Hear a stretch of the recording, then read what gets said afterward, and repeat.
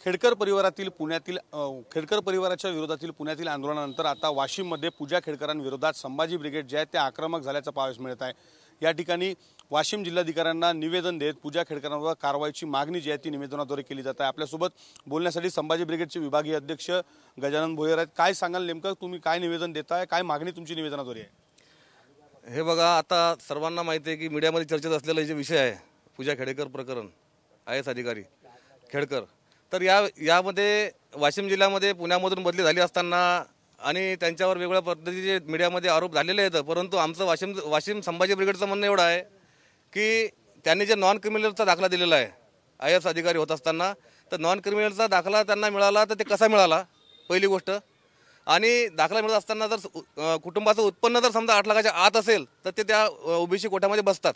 परंतु त्यांची प्रॉपर्टी जर पाहिली आपण तर त्यांच्या वडिलांची प्रॉपर्टी पाहिली तर त्यांची 110 एकर जमीन आहे, 40 कोटीच्या वर त्यांचं संपत्ती आहे, त्याचबरोबर गाडी बंगले जे काय असतील ते सगळं त्यांची सखोल चौकशी झाली पाहिजे। आरक्षणामध्ये OBC कोट्यातून त्या ठिकाणी हँडिकॅपचं एक प्रमाणपत्र त्यांनी लावलेलं आहे दिव्यदृष्टीचं, तर त्या ठिकाणी त्यांनी ते सुद्धा खोटं दाखवल्याचा आरोप आमचा आहे।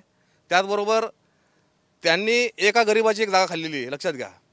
खोटे कागदपत्र दाखवून त्यांनी शासनाची दिशाभूल केलेली आहे आणि म्हणून त्यांच्यावर कडक कारवाई झाली पाहिजे, सखोल चौकशी झाली पाहिजे आणि त्याच्यावर कारवाई झाली पाहिजे आणि वाशिम जिल्ह्यामधून पहिल्यांदा त्यांची या ठिकाणाहून बदली झाली पाहिजे अशी आमची संभाजी ब्रिगेडची मागणी आहे। आम्ही उद्यापासून यासाठी धरणे आंदोलन करत आहोत।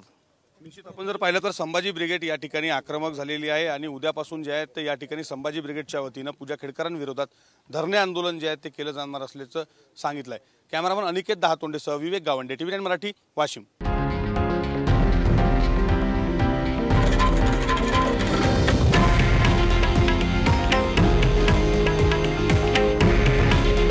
हे आहे देशातील नंबर 1 न्यूज नेटवर्क आणि आपण पाहत आहात TV9 मराठी।